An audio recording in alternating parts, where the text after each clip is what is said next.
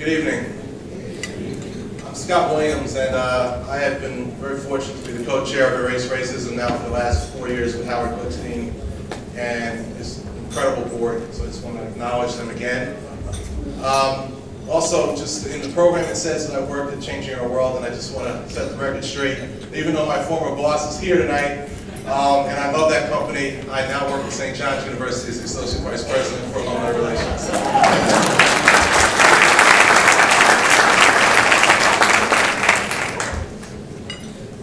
The Abraham Krasnov Courage and Commitment Award was established in 2006 in honor of one of our founding board members, Abe Krasnov, who was also the first recipient of this distinguished award just prior to his untimely passing.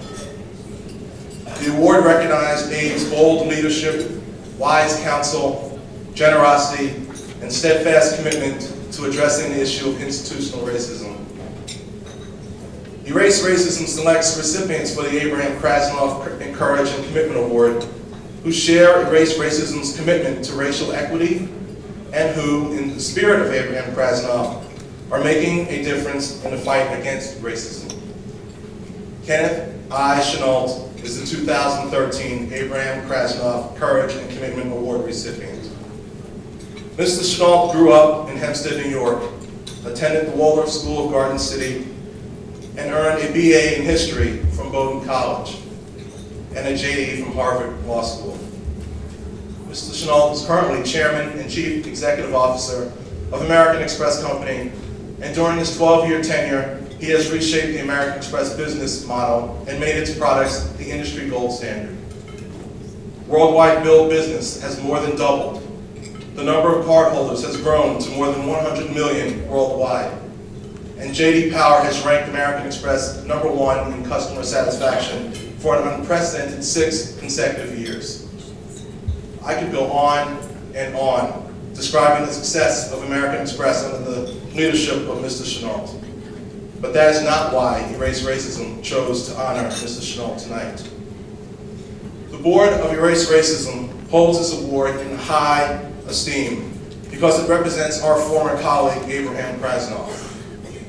We honor Mr. Chenault because, like our good friend and colleague Abe, Mr. Chenault is a good, honest, principled man who is a bold leader, provides wise counsel to many, is incredibly generous of his time and personal resources, and has been steadfast in his commitment to addressing institutional racism. Whether leading the effort as a young college student at Bowdoin to successfully encourage the college administration to hire its first African-American professor, or developing a corporate culture at American Express which enables people of diverse backgrounds to thrive so that nearly 20% of the company's managers now represent such diversity, or leading the way for American Express to file an amicus brief on the University of Michigan's affirmative action case in an effort to protect groups of people who have historically been denied access and opportunity. Kenneth Chenault has proven to be a bold leader and steadfast in his commitment to address institutional racism.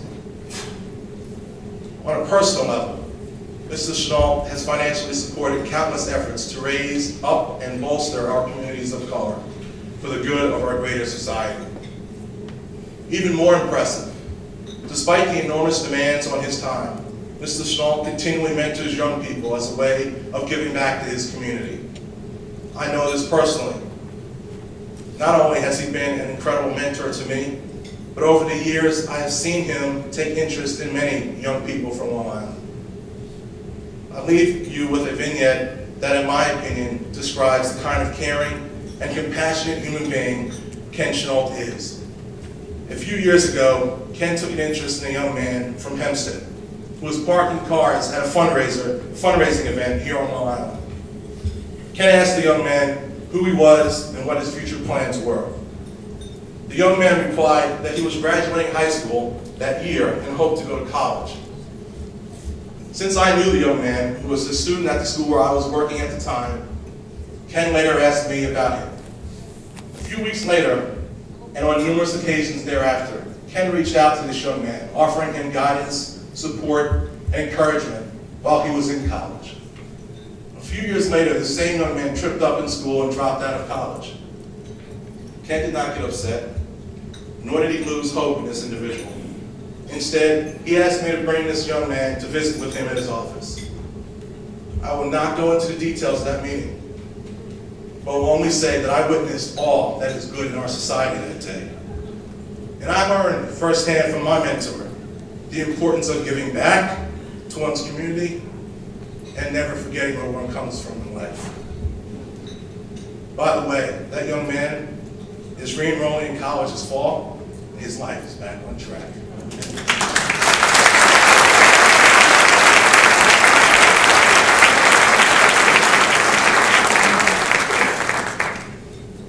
For a man who's so deeply committed to his family, keeps such a demanding business schedule, serves on numerous corporate and non-profit boards, it's remarkable that Ken finds time or energy to mentor so many people without ever asking for anything in return. Ladies and gentlemen, it is truly an honor and a privilege for me to present Erase Racism's highest honor, the Abraham Krasnoff Courage and Commitment Award, to Kenneth I. Chenault.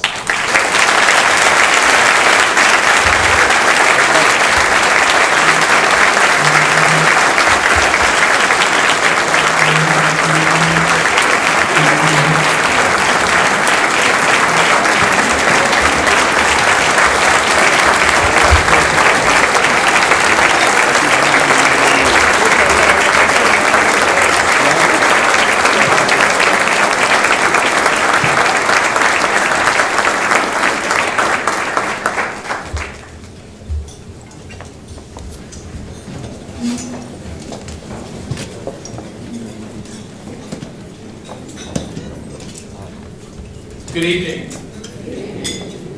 Scott, thank you for those very warm and gracious words. I have to tell you that Scott is an incredible leader. You talk about someone who has compassion and strength and drive. It's Scott.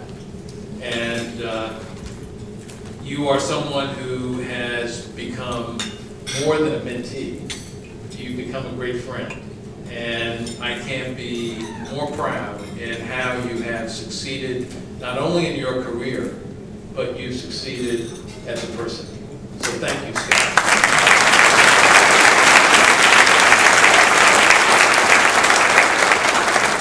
Now, I think as you heard, I'm a Long Island kid.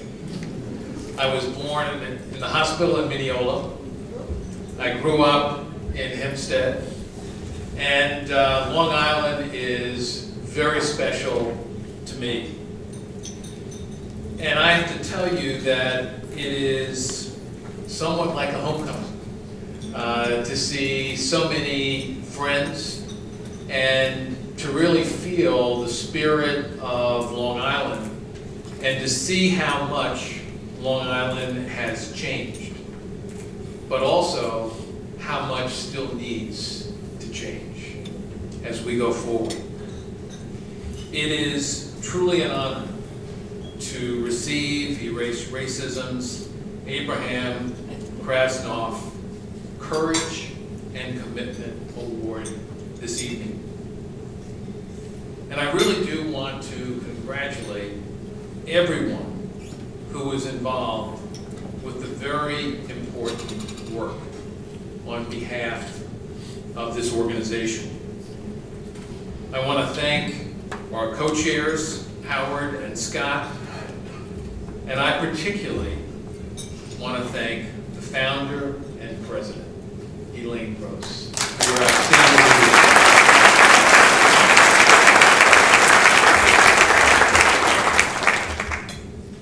It also is a pleasure for me to share the stage with your other two awardees. Margaret Leandro, 2 times in a row you won the essay award, or 1 time? What's most important is your poise and your eloquence, and your potential is unlimited.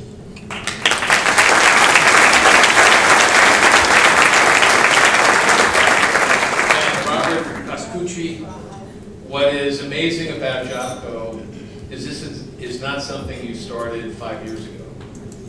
You were there in the early days, and I think your corporate leadership and your personal leadership really demonstrates the best of what corporations are about. They're making a major difference in our society, and that's what JobCo is doing under your leadership.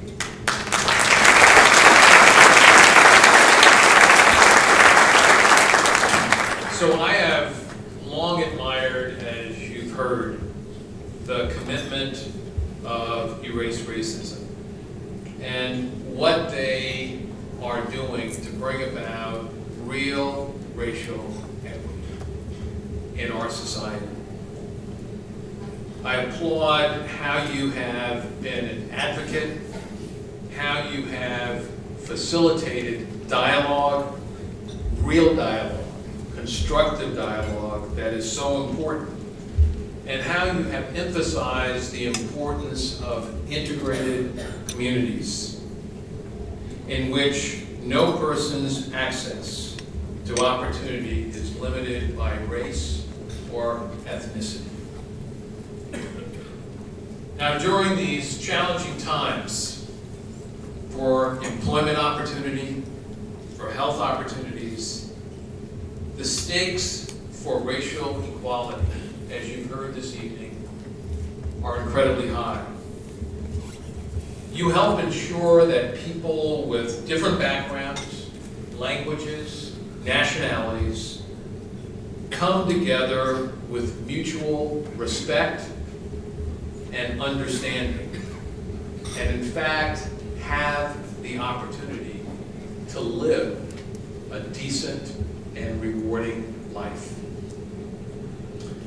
One of my favorite quotes about leadership comes from, on one level, an unlikely source, and that's Napoleon. And I always preface this by saying I do not want to wind up like Napoleon. But in fact, I paraphrased a quote in my early 20s from him that literally I think about every day. That the role of a leader is to define reality and give hope. And in the world we live in today, it's sometimes hard to define and face that reality. Erase Racism deals with that reality every day, but it's not enough just to say, here's the reality. What are the reasons to be hopeful? That's what great leaders do. That's what great organizations do. And so I think it's very important that each of us understand the individual accountabilities that we have for giving back to our communities and society at large. And the reality is it has to be done on an individual basis, and it has to be done on a group basis. It's not either or.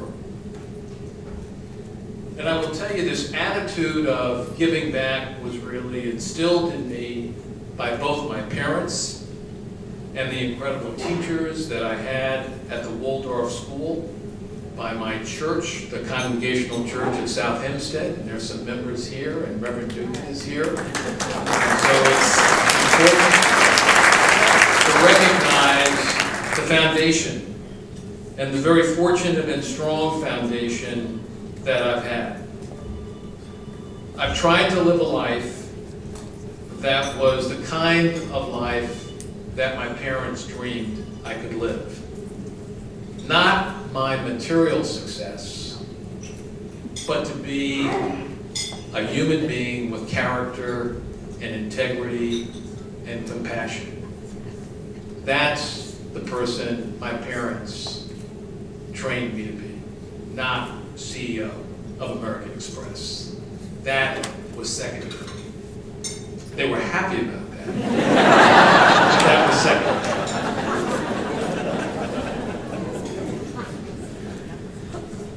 I have to tell you that growing up in the 50s and the 60s, and really being here in the Garden City Hotel and looking out, a lot of change. A lot of change has certainly occurred. And that is fantastic.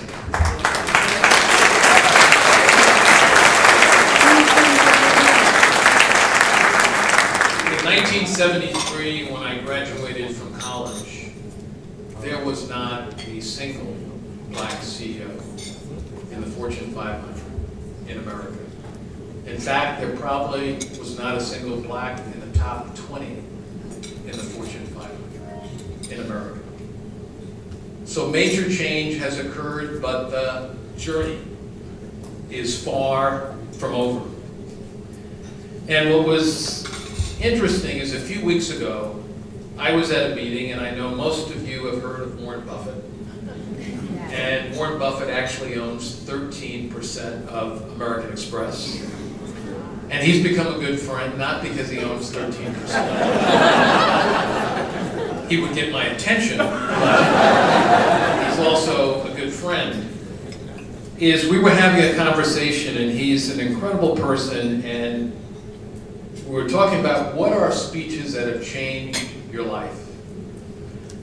And he talked about a speech called the Remaining Awake During the Revolution. And I'm looking at Dr. Butts over there at the table and testing him to see if he recalls that speech. But it was not one of Martin Luther King's well-known speeches. It was delivered at Grinnell College. And Warren Buffett, right, one of the richest men in the world, said, I was in the audience, and that speech changed my life. Changed my life. Because what I recognized is I wasn't awake of what was going on in the world.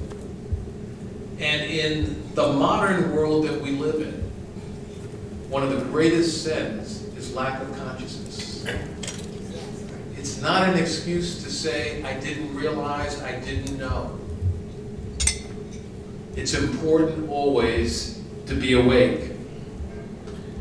And so this idea of accountability, both on an individual and a group basis, is very important. And I thought I would just share with you one of the quotes.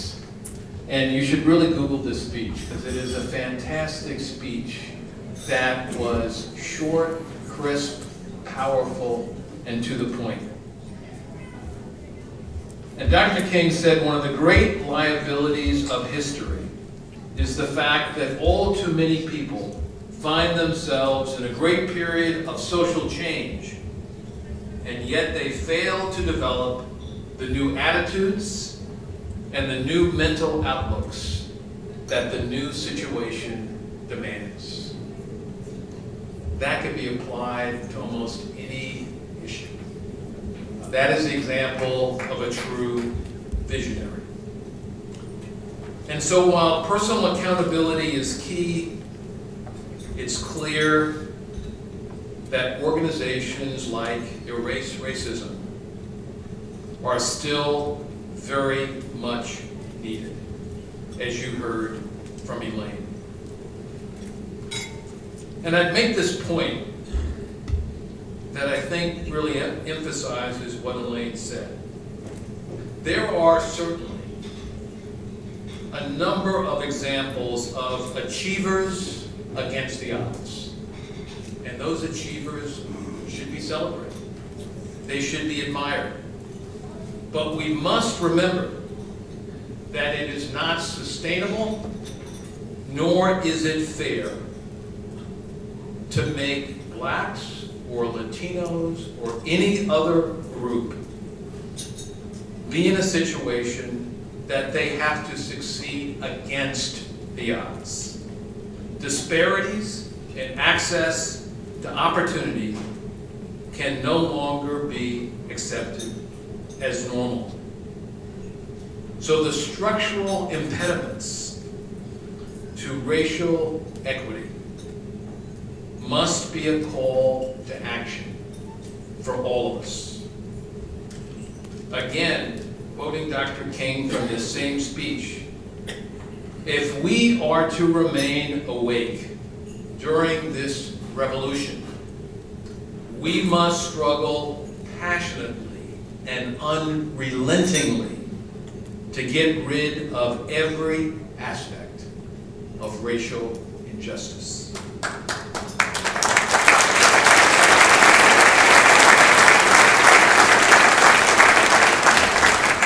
The work Erase Racism does is vital. Through the civic engagement, as you heard, of Long Island leaders and community organizations, you are contributing in a meaningful way to the health of the community. I applaud you for what you do, for what you stand for, and I would encourage others to get involved in your important work. Anyone who has succeeded in life has an obligation to contribute to the community that made that success possible. And that's what I've tried to do. I'm grateful for this honor, but I'm even more grateful that you, Erase Racism, have stepped up and made it your mission to help the goal of racial equity become, in fact, a reality on Long Island. You do an outstanding job. Congratulations to everyone, and thank you for supporting this very vital